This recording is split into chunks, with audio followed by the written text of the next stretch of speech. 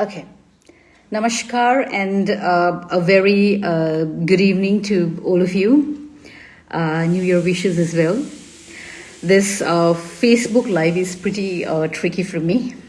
But anyway, as they say that I think, therefore I am. So I think that I am public. Yes, I can see the eye icons as well. And I can see, yes, some people are joining in. Thank you so much for joining in.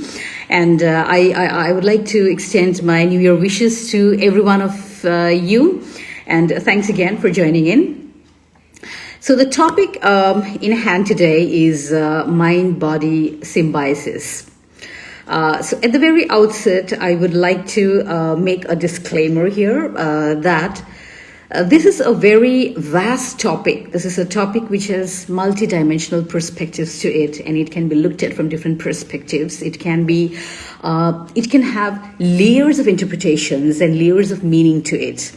We can look at it from a religious or a spiritual point of view, or we can look at it from a philosophical point of view, and also the scientific point of view. Now, why I agree to speak on this topic is because I've been working on body image since the past couple of years. And what I will talk to you today about is what I have been observing all these years, what I see around myself, what I have experienced in all these years is what I will talk to you about. And yes, I will not be dropping any names. Like I'll not be talking about. I'll not be talking about the Freudian concept of the mind or the Jungian concept of the mind. I'll not be bringing in religion. I'll not be bringing in spirituality because that will again take us to another layer of the discourse. So I think I'll just stick to some basic mind-body coordination or symbiosis or synchronization, as we say it. I'll stick to that. And yes, I'm no philosopher. I'm not even a scientist or a spiritual guru for that matter. I'm just a person who happens to be interested in human psychology, someone who has done some kind of research on human psychology and who has been working in this area since the past few years. And my experiences are what I want to share with you all today and bring to the table. And what I talk about today is not something which hasn't already been said. It has already been said. I'm sure I'll not be talking about anything different or anything new today, but I will just be reiterating what has already been said, because I see a lot of discord, a lot of disharmony in us, in the youngsters today. There is so much of anxiety, there is so much of angst, and all that because we are not coordinated. Our minds and bodies are not in symbiosis. So that discordance, that disharmony from our lives can be controlled if we learn how to control the mind and body, if we learn how to bring them in symbiosis. And one more thing which I would like to lay stress on is that, as I say, any discourse is the beginning of some other discourse. What I say about today should not be seen as something conclusive. It is rather a beginning to some other discourse. And I will just be initiating a discussion with every one of you tonight so that you go home and think on this topic some more, because every mind is different and every body is different. So every mind controls its body in a different manner. So I would like to initiate this discussion so that we have some more discourse on this, some more thinking on this, and that every one of us go back and think about this and learn to control our own minds and bodies in the way which is best suited for ourselves. So with that, I think I would like to come to the topic in hand. Let me begin at the very beginning. So the word symbiosis has its origin in the Greek symbois, which means companion. In English also, we have brought the meaning closer to mean something which is mutually beneficial to the other. Or we can see it this way: two living organisms which are mutually beneficial to each other, which help one another in growing. So that is how we see the word symbiosis, and that is how we are going to move ahead in the discussion.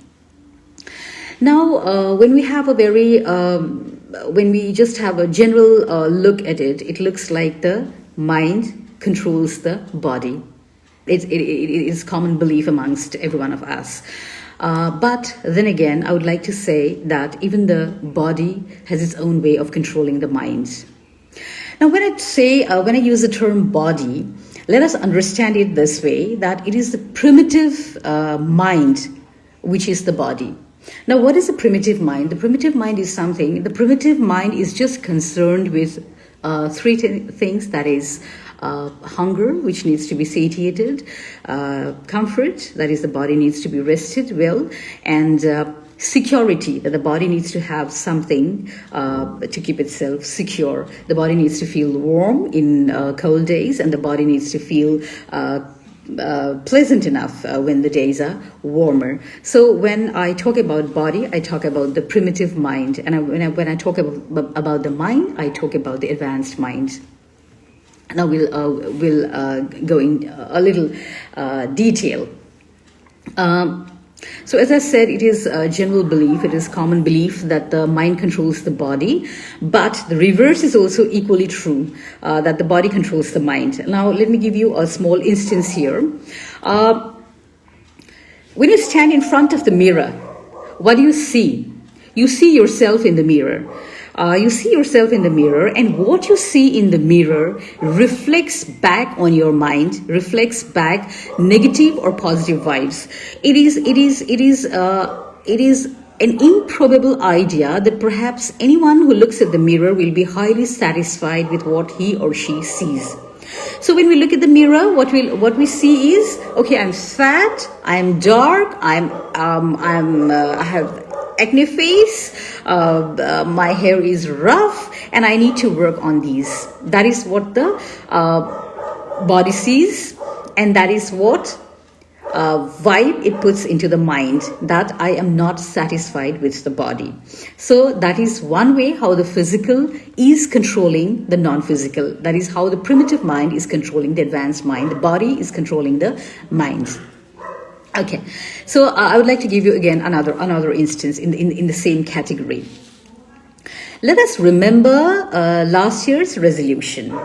So many of us must have been taken a resolution that I will get more healthy, that I will read more books, I will quit smoking, I will spend some more time with my family and friends.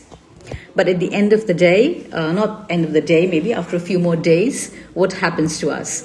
The body starts revolting against it, because the body is so designed that we do not want to go out of our comfort zones. The body does not want to be challenged. That is the primitive idea that is there. The primitive mind is always trying to keep the body inside the cocoon of comfort. So we would not want to go out of our comfort zones, because getting up early in the morning and going for that walk or hitting the gym is definitely difficult. Quitting smoking is difficult.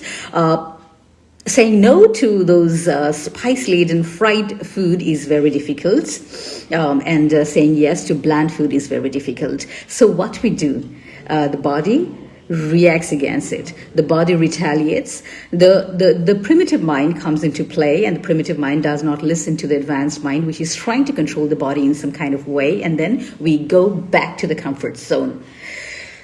So that is again another instance how the body is controlling the mind. So even though on a very general perspective, we feel that the mind controls the body, but the reverse is actually true, that the body, so very used to being in its comfort zone, rejects the ideas that the mind creates for it. Now, the mind may want to get up early in the morning, hit the gym, go for a walk, and eat all kinds of healthy food, but the body here is not agreeing to the mind. Why? Because we do not have a coordinated mind and body. The mind does not have the means to control the body. So that is, we are slaves of habit, and the habit is made by the mind, by the body, which does not want to come out of the comfort zone. Now, an experiment was carried out in this regard in the early 1900s. I think precisely around 1908 or 9, when there were two psychologists. They carried out an experiment that the best results in anything, whether it is in studies or in living healthily or in changing your own body image, the best results are obtained only when we can challenge the body to come out of its comfort zone to a zone of optimal anxiety. The word optimal anxiety becomes very important here because the mind needs to know how to challenge the body to a position of optimal anxiety, where the body is just out of the comfort zone, but the body is not overdoing it. So best results in any categories can be obtained only when we can bring the body out of the comfort zone and take it to the zone of optimal anxiety. Now, optimal anxiety is a stage where the body is challenged bit by bit every day, every week, every month. So you see all those people, they lift heavy weights or they do all kinds of intense body training, or you see these students who study for long hours without breaking their concentration. That is something which they do it bit by bit. It doesn't happen in a day, of course, but then that is the stage where we want to reach if we want to achieve results that we aim at. So we'll be talking about how to go to that stage. We'll be talking about it. I'm just talking about about what happens when there is no mind and body symbiosis. Okay. But if the mind and body are not in symbiosis, then the body will not want to remain in the state of optimal anxiety, because the body is again been pulled out of its comfort zone. And we must remember that the body always wants to remain in the comfort zone. The body doesn't want to come out of it. The mind wants to take it away, head to the optimal anxiety zone, but the body doesn't want to go. Now, this happens why? Because the mind is not coordinated enough with the body. The mind doesn't understand the body enough, or we haven't invested enough time, or we haven't invested enough thought, enough time in order for the mind to understand the body. So that is where the discord happens. That is where the disharmony happens, and then we go back to the comfort zone and breaking all rules the mind must have created for itself. And thus we enter a cycle. It's a cyclical process where the body looks at itself. You look at the mirror. You're not satisfied with the image that the mirror throws at you. You want to do something about it. Then the mind goes into work. The mind wants to change the body image. The mind wants to work on the body, but the body is afraid of coming out to the optimal zone, to the optimal anxiety zone. The body doesn't want to leave its comfort zone, but then again, when the body looks itself at the mirror, the body is not satisfied. So we are again in a vicious circle, and when the mind is depressed, what happens? We again fall back into binge eating, binge sleeping, binge drinking. All these are results of a depressed mind. All these are results of a mind which is in discord, which is in disharmony, which cannot control its own body. So we are in a vicious circle where the body is not happy with its own image, and the mind tries to interfere here. The mind tries to do something about it, but then again, the mind cannot control the body. The body doesn't listen to the mind, and then it goes back to its depression, and the depressive cycle takes over, where we are binge eating, binge sleeping, and doing everything negative, and again creating that negative image all over again. We are not helping ourselves this way because the mind and body are not in symbiosis. Well, at this moment, I'm tempted to take a detour and just quickly talk about what Foucault. Foucault is a philosopher who talks about madness and reasoning. Foucault has a very nice way of observing that why do we call a mad person a mad person? Whether the mad person is actually mad or we are mad. Because we live in a social construct, and the mad person does not follow the constructs.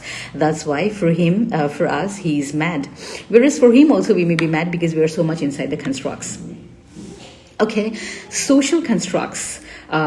To some extent, we need social constructs. Even though some of the constructs have already been broken in our society, some constructs need to be broken, but we need to remain in some kind of constructs in order for us to be human enough, in order to have that semblance of normalcy in our life. If we keep breaking away everything, if we keep breaking all the rules and regulations, if we keep breaking all the constructs, then maybe nothing remains. You keep on breaking, and then at the end it is almost nothing that we are left with.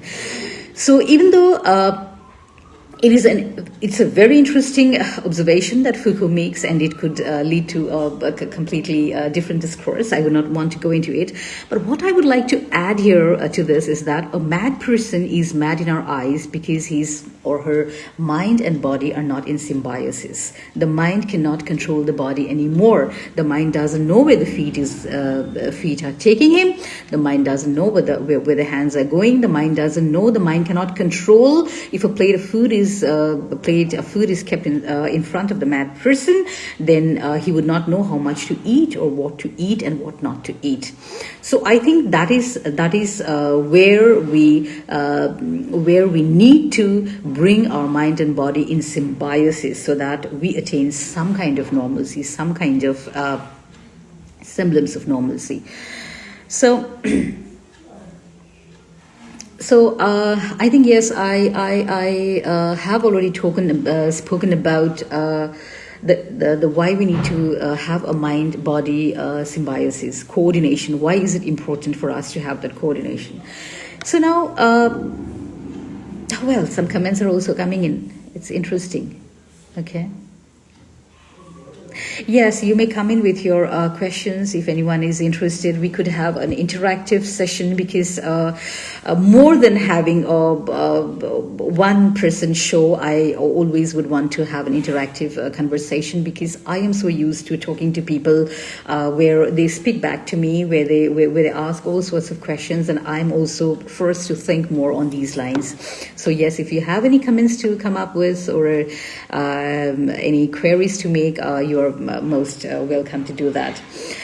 So now that we have established why it is important to have a coordinated mind and body, is very important in order for us to have a harmonized life, in order to do away with the discordant that we see in our society around us, in order to do away with so much of depression that is there, angst and anxiety that I see in youngsters, not just in youngsters, even in adults, because we hardly invest time on understanding ourselves. We hardly invest time. We hardly give ourselves any time to think and coordinate our thoughts. Now, there's this saying, when the philosophers talk about so many things regarding the power of the mind and what the mind can achieve. It is not just meaningless discussion. It is not just meaningless proverbs or words of wisdom. There is so much to learn from these. Because it is an actuality. It is an actuality that if we have a mind which is challenged enough to control the body, which can challenge itself to the point where it can control the body, where it can take itself away to the next level from the primitive stage, then I think so much becomes easier for us, and it becomes extremely easy for us to achieve whatever we want. Now, there's this very lovely quote that I would like to share with all of you here. With Holy Mosier says, we have a right to decide how we want our bodies to look and feel. Okay, it's not just look, but also feel, and we have the right to decide how to do it. But unfortunately, we don't exercise these rights. Instead, we tend to drift along, victims of our own ignorance of the fact that we can have what we want if we are willing to take that first step towards developing the self-discipline to govern our thoughts. I think this is a wonderful way of putting it. This is a wonderful way of telling us that the mind can achieve everything that it wants to. As Milton has said, the mind is a universe and it can make a hell of heaven and a heaven of hell. So it's all in our minds. If we can motivate it enough, if we can encourage it enough, then we can achieve almost everything that we aim for. Well, at this moment, I am reminded of Stephen Hawking. There are so many other exemplary figures, people around us also. I have seen people who have been down with paralysis, who the doctors have already said that, okay, this person cannot walk, this person cannot have a normal life, and then the person comes back to proving everyone wrong, even the medical science is wrong. Because the power of the mind is so very great, and we have not yet understood our mind. The mind is an ocean. There is so much that needs to be discovered. There is so much that we need to know about ourselves. And we never get around to doing that. I think we haven't understood the powers of the mind, even 1 or 2% of what it is capable of. So it's very important for us to understand the limits, the capabilities of our minds, the level to which it can go if we challenge it in the right manner. Now, I was talking about the primitive mind and how the primitive mind is just concerned about the body's safety, the body's hunger, and the body's security. So apart from this, the primitive mind doesn't have much to do.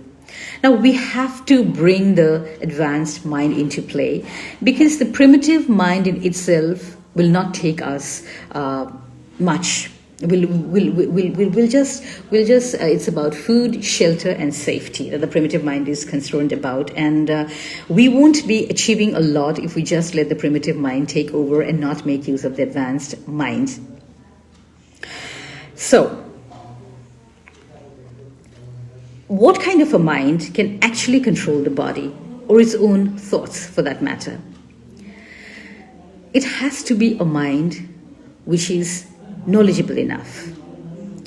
Well, I think for more than 50% of us, once the formal education is over, we do not go back to reading books. We just skip the books inside. Maybe some of us even buy lots of books, and then we just skip them in the bookshelves. They look pretty. Okay, I have a library. It's such a good feeling to share it to friends. Okay, this is my library. I have a library. But then we actually do not read the books.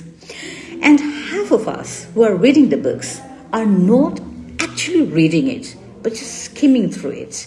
We do not read the way we should be reading, or we do not understand it the way we should be understanding, or we are not applying what we read to our lives the way we should be applying. So a mind which is knowledgeable enough, a mind which is motivated enough to understand its own capabilities, is the mind which can actually take the body out of the comfort zone to the zone of optimal anxiety, where results can be obtained. Now, how do we awaken the mind? It's so important for us to awaken the mind, because most of us have become automated or autopilot in our responses. Now, when I look at the children, it's so easy to play that video game rather than read a book, because a book demands your complete concentration. It demands interaction from you. It demands active participation from you. But whereas the video game, that it's easier to play, it is kind of an autopilot response, an automated response which doesn't demand much interaction from us. We love relaxing in front of the television, but the mind is not working here. The mind is at a state of complete rest. I would not use the word rest here. I think it is in a state of complete stagnancy. Watching television, scrolling down social media handles, or playing the video games do not require any kind of interaction from us. They do not require any kind of challenge from the mind, and that is why these are so very easy pursuits of relaxation. We think that we are relaxing, but whereas we are not relaxing, we are stagnating the mind and the thoughts. Okay, there is a comment. I would like to take up mind-body symbiosis for a holistic development. Your perspective on the contemporary concept of health and beauty, internal and external. Okay, thank you so much. That is from Shobha Sharma. Yes. So we are stagnating in front of that screen. We are not learning anything. We are not challenging the mind enough to do to think, to interact. So I think that is a pursuit which is pretty meaningless in itself. So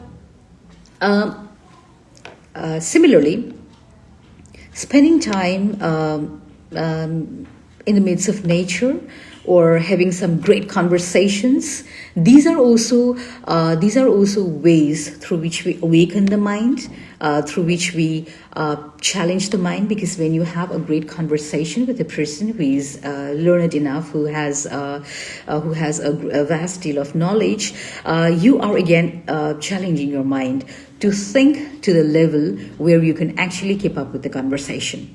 And at the same time, when I talk about spending time with nature, we are awakening our senses. How long has it been since we actually smelled the flowers in a garden? We actually, I for myself think, how long has it been since I actually touched a petal, or felt the bark of a tree, or sat in a place which is from where I can hear the chirping of the birds, or the flow of the water. The pristine flow of the water. So what do all these things do to us? These things awaken the senses in us. And when the senses are awakened, the mind is challenged. The mind is awakened to the beauty of nature. The mind is forced into thinking. And when the mind is forced into thinking, we are taking it to a different zone altogether. We are making it more conscious of itself. We are making it more conscious of its capabilities, of what it can actually achieve. So I think these are activities which should be done. We should be taking the children out more of the homes. We should be letting them play in the dirt. We should be letting them run around the park meaninglessly, or cycle down the streets and let them play with the mud and run after butterflies. So that will keep us awakened. That will keep the mind challenged. And as I said, reading great books, having great conversations, these are ways through which we enhance our own mind. Okay. So as I said, it is important for us to be conscious, to be alert of the surroundings around. I observe my children when they are watching TV in comparison to when they are having a casual conversation amongst themselves. When they are watching TV, then even if there is a lot of noise outside, even if I come into the room, even if I tell them to shut off the TV, they would not listen to me, because the mind is not alert. The mind is, I remember one of my friends stating that, when my children are watching TV, then even if a murderer comes and slits my throat and goes away, my children will not come to know, because they are not alert. What the TV screen does to us, or what the video game screen is doing to us, is it is absorbing our energies. It is not giving back anything. It is not giving us back anything. Rather, it is taking away a lot from us. So that we lose our power of consciousness because of that, because we are not alert to the surroundings around us. So when the mind is the parts of the mind are taken away, when the capacity to be alert, when the capacity to be conscious is taken away from us, then we have a stagnant mind in hand. So I think that is one thing which we need to think about. Okay, there is one comment from Rajendra Bhandari Kaka. I would like to take it. Depression sometimes is a source of great achievements. Had not Dostoevsky been depressed, he would not have become the king of melancholy. Just a view. Yes, that's very true. But then, to achieve something in a state of depression, it is said that poets also see so much of despair around themselves. Writers are depressed people. I've heard these comments a lot of time, and people often tell me, what kind of depression do you have that you write this kind of poetry? So I think, yes, depression is, but only a very highly motivated and encouraged mind would be really able to make positive use of the depression. So many of us languish in depression in a very, very meaningless way, and we make ourselves, our lives a hell. So yes, of course, a little bit of depression, a little bit of eccentricity, a little bit of derangement in the mind definitely calls for literature. So many of the great writers have had that, but yes, that needs a very, very heightened mind, a very heightened sensibility, which not every one of us will have. So yes, I completely agree to your point of view there. There is another comment from Saurabh Upadhyay. How do you bring mind body to the negotiation table in your personal life, given that you have so many talk shows lined up day in and day out, apart from the fact that you have a house to see? Yes, Saurabh, this is one question which people keep on asking me. How do you do so many things, and at the end of the day, how have you been able to write so many books? Well, I really don't know. I think I have a heightened sensibility. I am very alert. I am very open to what is happening around me. I'm open to people's miseries or depression. I'm always open, willing to talk about them. I'm always willing to listen to what they have to say. And that again heals me also. Every one of us have our own stories. Every one of us have our own way of dealing with things. But yes, we need to have a heightened sensibility. We need to have an understanding of ourselves. And we need to have a goal setting that by the end of this year, I want to do this. By the end of that, this month, I want to see myself there. So I think small goals go a long way in attaining a lot of success. So yes, thank you, Saurabh, for that question. That is one which is always coming to me. So yes, I was talking about the alert mind, a conscious and alert mind, a mind which understands itself, a mind which knows the capabilities that it can reach to, is the mind which can control the body. Now that can be achieved through good books, having great conversations. How I would love to have a conversation with every one of you sitting around me, and we would be having this discussion. So many things would be coming up from from your side as well, because on screen there are so many limitations. Someday maybe we'll sit down to have a physical discussion as well. So yes, it's important to challenge the mind. It's important to read, to have those great conversations. I always lay stress on conversation. Even with children, it's important to talk, to sit around and talk. So there has to be in every house. I think we need to have a technology-free time where all mobiles are kept away, where the television is shut off, and then we have these us time where the children and the parents or everyone in the home, the grandparents also sit down and talk and have a discussion. At home, I do this all the time with my children. They're always around me, and then we always have conversations about so many things. So I think when we are doing this, we are trying to understand each other, and in the process, I'm also trying to I'm trying to make them understand their own minds and tell them the capacities to which it can go. If we challenge it to the optimal level.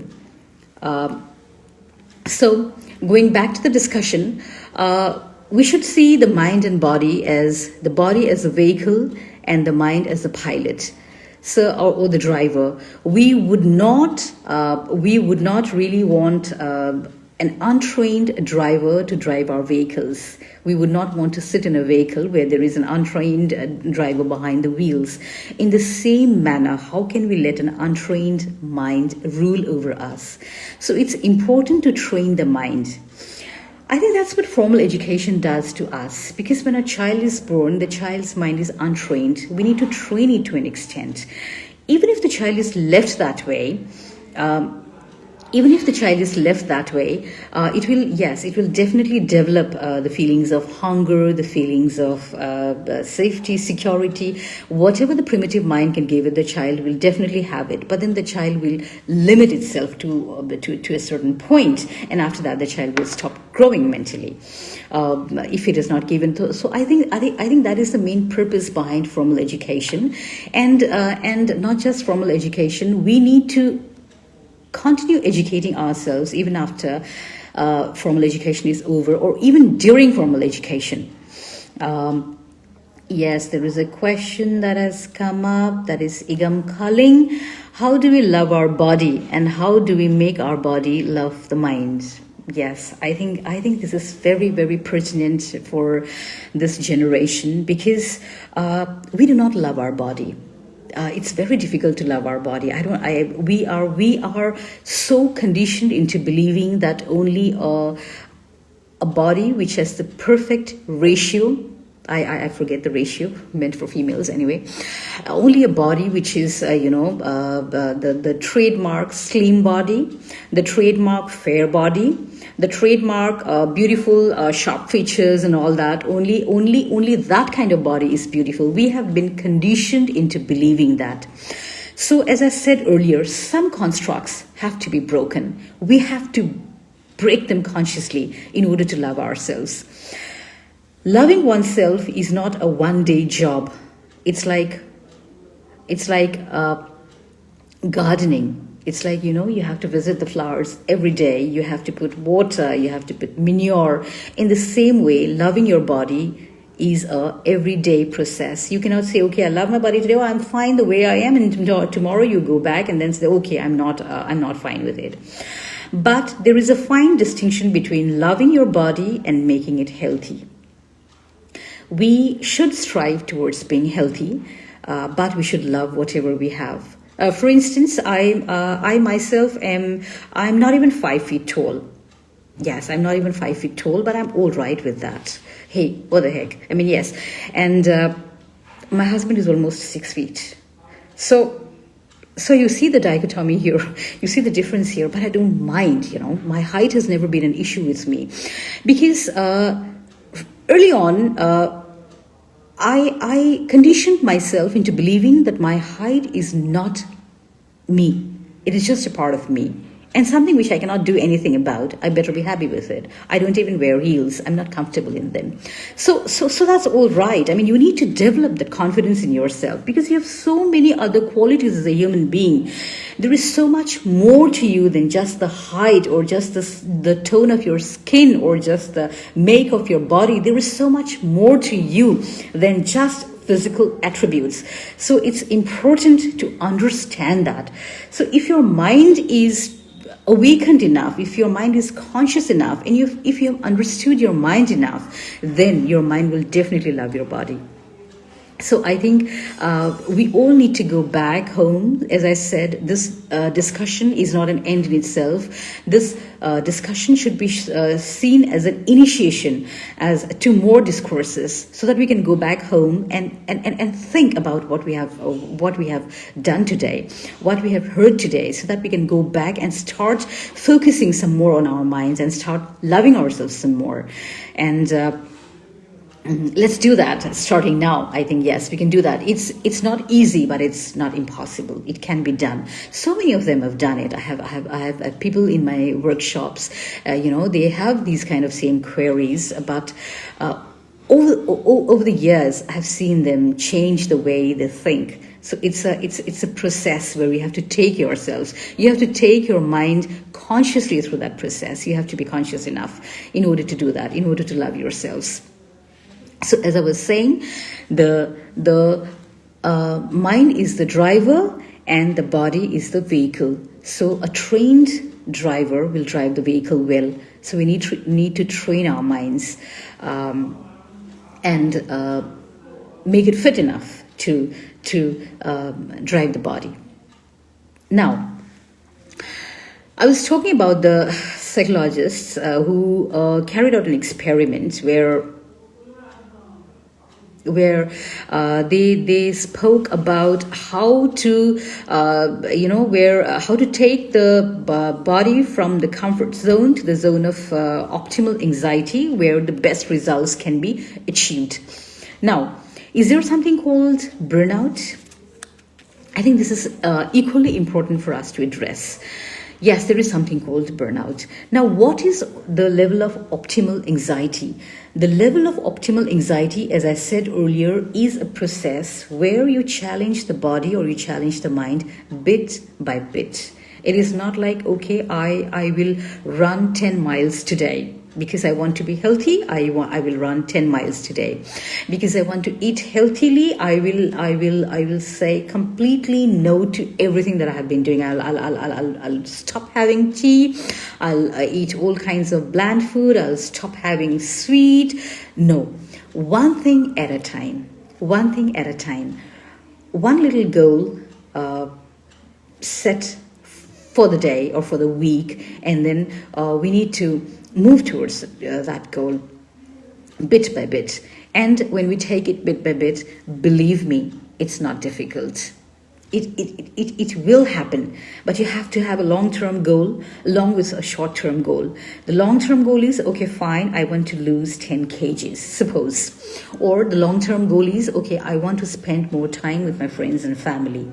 But there has to be a short-term goal. How do I want to do it? Okay, I want to spend time with my family, but I have so many issues. People have issues with family. I have so many issues, but then again, I'm forcing my mind to go and spend time with them 24/7. I will not be successful. If I want to lose those 10 kgs, I cannot be running 10 miles from tomorrow, and in order to achieve that. If I do that, I'll be burning myself out, and then the body will not stick to the level of optimal anxiety. It will want to go back to the comfort zone, and then everything will fall back to a big zero. So I have to take it bit by bit. If my goal is to run 10 miles every day, I have to set a target of running for 10 minutes the first day.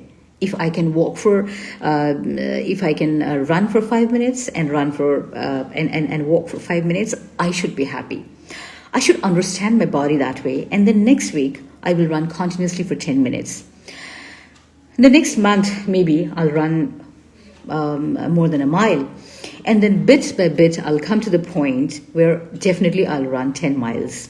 In a time frame that I have set for myself.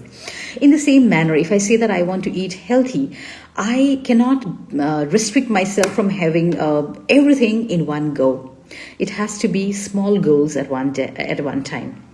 One thing at a time. Okay, today I'll give this thing up, and I'll see how my body reacts to it. In the same manner, we want our children to read. We want our children to challenge their minds and not just spend time in front of the television or in front of the video game. So what we have to do is we have to challenge their minds as well, bit by bit. Today, let's start by reading together. The parents can read to the children. The parents can bring out a book which is interesting enough for the children, and then they can read to the children. So today, I read to you.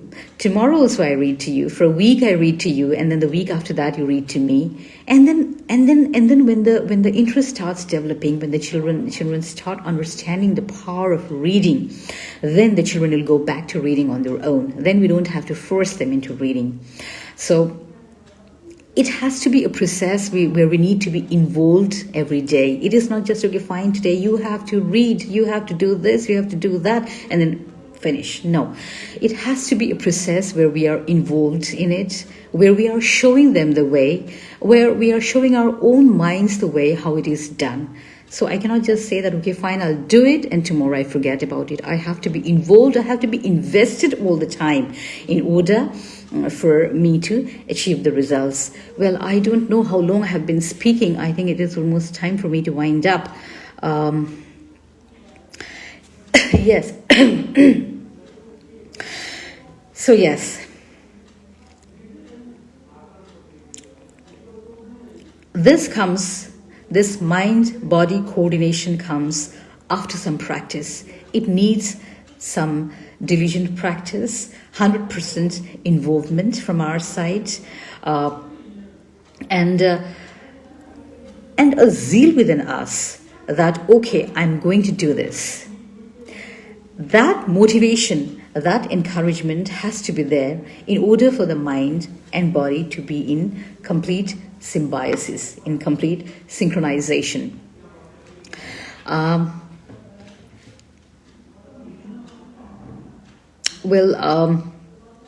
As I was saying, I was talking about burnout. Yes, let me quickly finish that burnout part, and then I think we'll move towards the conclusion. Burnout is a reality because when we overdo something, we burn the body out, and then the body will not want to stick to that zone anymore, and the body will want to go back to the comfort zone, and then everything will come back to zero. So just as it is important to revitalize the mind, just as it is important to read great books or have those great conversations or, spend some more time with nature, align ourselves with nature, in the same way it is important for us to give the body rest as well. Even the body requires its me time, the time where it can just loiter around aimlessly. It can just potter around without any fixed agenda in mind. It can just maybe sleep an afternoon, relax, rejuvenate, without any kind of regimentation, without any kind of rules to force it. So it is a tight rope that we need to walk, and it won't be so difficult after a time because people have been doing it. Every one of us does it to some extent. We have to do it, and in more or less degrees, every one of us are doing it. So, rejuvenate the mind, encourage the mind, motivate the mind, and then encouraged mind and an inspired mind will control the body. The body and mind will be in complete synchronization, and that mind will also listen to the body. The mind will understand that, yes, now it's time for me to give the body some rest, for me to let the body just be, to hang around, to walk around aimlessly, or to just be, to just potter around. So the mind will understand that the body needs to have time to rejuvenate itself, and the body needs to understand that it needs to listen to the mind at all times. So usually it is said that if we have a regiment of 6 days, on the 7th day, let the body rest. Let the body take its own time to cope up with this, with the stress or with the anxiety that it was put in for the last 6 days. So that is where the mind-body coordination comes into play. For 6 days, the mind is controlling the body. The mind makes the body do what it wants to so that results can be achieved. And maybe on the 7th day, the mind lets the body be.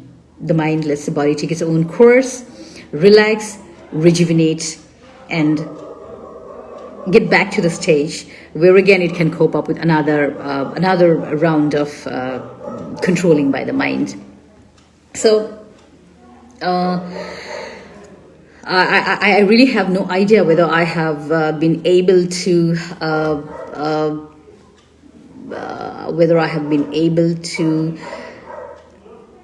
really deliver what I promised.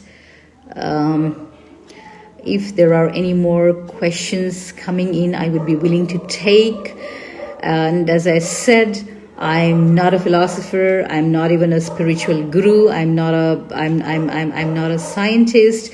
So you may definitely have felt that maybe she could have spoken on those lines or this or that. But this is a topic which has a multidimensional approach. It can be approached from any point in view. It can be taken up anywhere, and it can be taken to any place that we want to. But at the end of the day, we must accept that the mind and body needs to be in coordination. So starting today, I think we can go back and think about how to bring our minds and bodies to a state of complete synchronization, to a state of complete symbiosis, so that we achieve what we want to achieve. And yes, this is a very interesting topic, so we all should read up on this. So I think I will wind up here today. It was a great experience talking to you, and thank you everyone for listening in. Yes, your comments are appreciable. Thank you everyone. Thank you Publiknama for this effort. Have a good year, every one of you. I would like to extend my warmest New Year wishes to everyone. The last year has been very traumatic for every one of us, so I believe that this year is good to all of us. So thank you so much. Good night and bye-bye.